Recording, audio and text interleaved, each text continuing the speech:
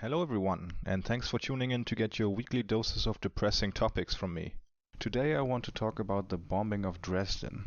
Not so much about the bombing itself, but more about the discourse surrounding it and why it's so toxic.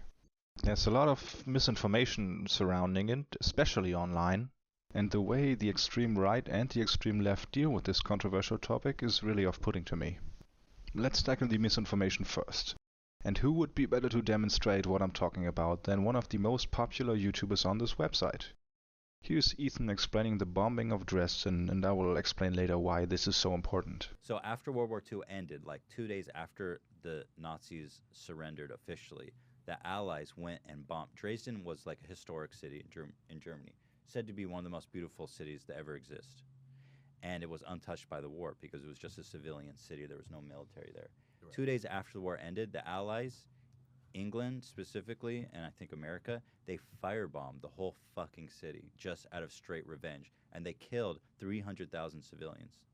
Something like that. Are you sure it's not 500,000, Ethan? To put these numbers into perspective, 300,000 people dead would be a higher death toll than the one caused by the 2 atomic bombs dropped on Japan put together and then doubled. But let's allow him to finish. And they burned the whole city to the ground. That's a true story. It's a true story. It happened. And Look he it up. lived The through bombing that, of Dresden. And his story is so crazy because they were all hiding in a meat factory. That's why it's called Slaughterhouse. That was Five, the right? name. So So you tell it. So the bombs were dropping. He was a prisoner of war with the Germans, and they went underground to a meat factory called Slaughterhouse 5. And underneath, they heard all the bombs dropping and shit. They were under there for days. Mm-hmm. And when they came out, the whole city was leveled, tons of dead civilians, and he was ordered by the Germans that he had to clean up everything. He had to get all the bodies out, all the charred corpses of women and children and civilians. Now at this point I was really hoping for someone in the room to say something like, wait, he was ordered by the Germans to clean up the bodies 2 days after Germany surrendered to the Allies? That sounds kinda odd, Ethan.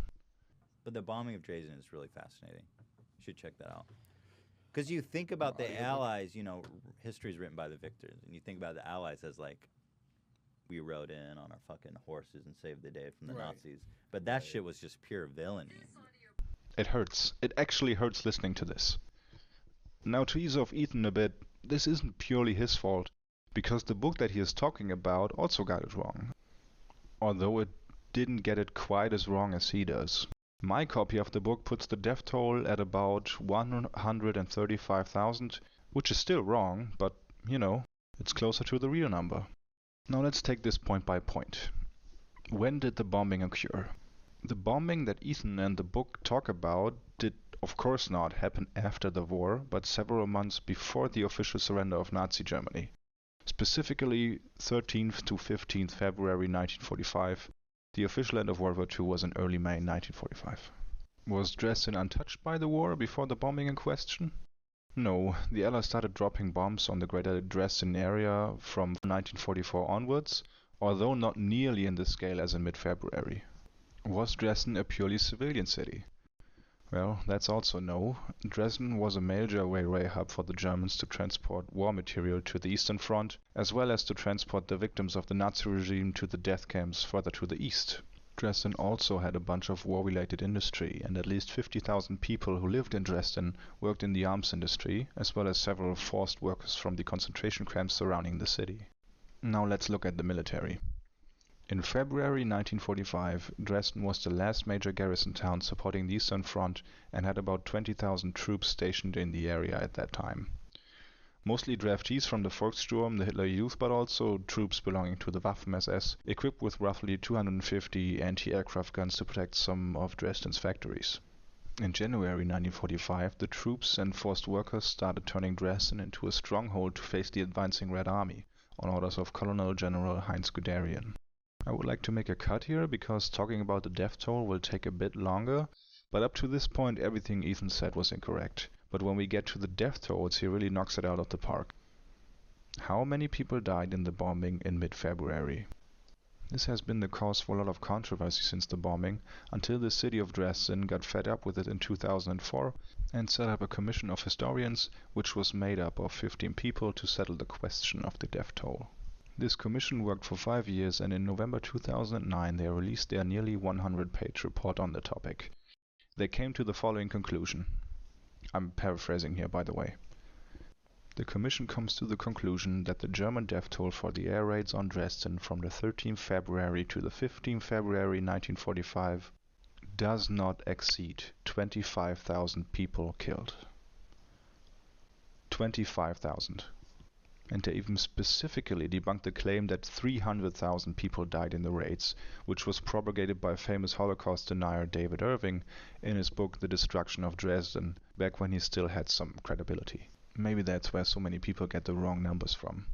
Anyway, if there were really 300,000 people killed, the missing death certificates for the alleged victims would be higher than 3/4 of all civilian death certificates issued during the entire war by Germany, which is, to quote the report, impossible when looking at the greater historical context. They also debunked a couple of other claims, like that the airplanes flew extra low and shot at the people fleeing from the city and that sort of stuff. Now you might be wondering why this is worth a video. A big YouTuber got a random historical event wrong, so what? No need to be such a smartass about it. And here's where we get into the discourse surrounding the Dresden bombings. The claims made by Ethan and the death toll stated by Kurt Vonnegut are, well, there's no easy way to say this, Nazi propaganda. Now I'm sure Ethan didn't do this intentionally, but he did it nonetheless. One day after the bombing, the propaganda ministry under Joseph Goebbels issued a press release that stated that Dresden had no war industries and was a city of culture. They framed the bombing as a long-planned extermination of the German people and framed it as a genocide to shift the blame of the war to the Allies and to portray Germany as the victim of, quote, barbarians.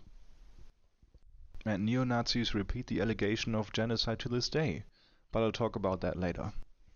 Shortly after the first publication, they published a leaflet claiming about 200,000 people had died and called it a massacre of refugees, meaning the Allied bombs mostly killed refugees who fled the advancing Red Army, which is proven wrong by the fact that it was prohibited for refugees to settle in the greater Dresden area.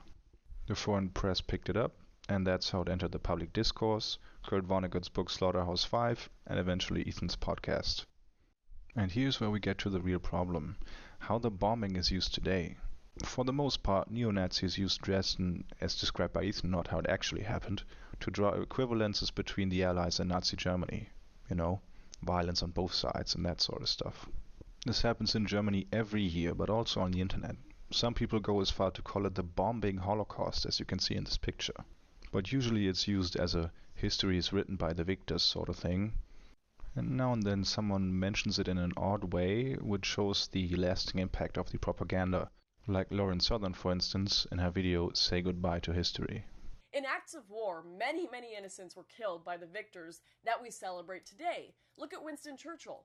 I was happy to get a picture with his statue in London, but let's say people demand it be taken down one day due to the Dresden bombings. Now, while Lauren would rank the bombing of Dresden as a justification to take down Churchill's statue over something like the Bengal famine is anyone's guess, but I can only assume that in her mind it's similar to what Ethan described, which wouldn't surprise me since she believes a lot of dumb shit. To get to the heart of the issue, every year, on the anniversary of the bombing, neo-Nazis attempt to march through Dresden, and every year there are people blocking them from doing so, which I'm thankful for. I don't want these guys to appropriate the victims of the bombing for their agenda. On the other hand, are banners celebrating the bombing really necessary? I dislike this kind of stuff because it's possible to object to neo-Nazis without celebrating an event which is, in my mind at least, morally ambiguous. This kind of protest is more likely to push the average population away from you.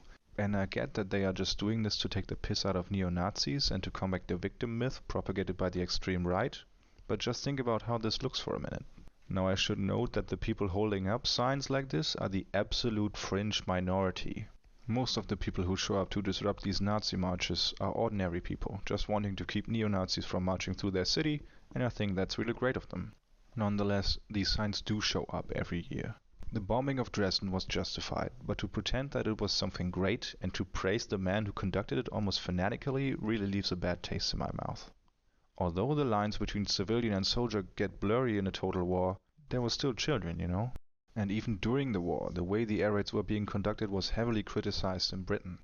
Some politicians were worried that the targeting of civilians to break the enemy's morale would poison any relationship with Nazi-free Germany, and the controversy about the air raids continues to this day, especially about Arthur Harris, who some of his aircrews called Butcher Harris because he was so ready to sacrifice their lives. The unveiling of his statue was met with a variety of protests from Germans and British people. You know, it's possible to discuss these things without falling into the extremes of opinions. But let's not forget that the Allies were fighting a genocidal regime which would have never stopped in its brutal quest for power. And to quote a German military official, the most humane war is a quick one. As you see, it's not as clear-cut as both sides make it out to be sometimes, and it's possible to acknowledge that the bombing of Dresden was necessary while still seeing it as a tragedy. Now, I will not get into if the bombing of Dresden was actually a war crime in the legal sense of the term, that deserves a video on its own, but because I know that there are a lot of people on YouTube who think something like the bombing of Dresden should never be accepted, even when fighting an enemy like Nazi Germany, I will leave you with a quote from a survivor of the ghetto Theresienstadt that I read a couple of years ago. "We cried tears of joy as we saw the red glow in the sky. Dresden is burning. The Allies are not far away." That's it for today. Thanks for watching, everyone, as always. And if there are any topics that you would like to see covered in the future, leave a comment and please keep it civil down there. And subscribe if you enjoy this kind of content. See ya!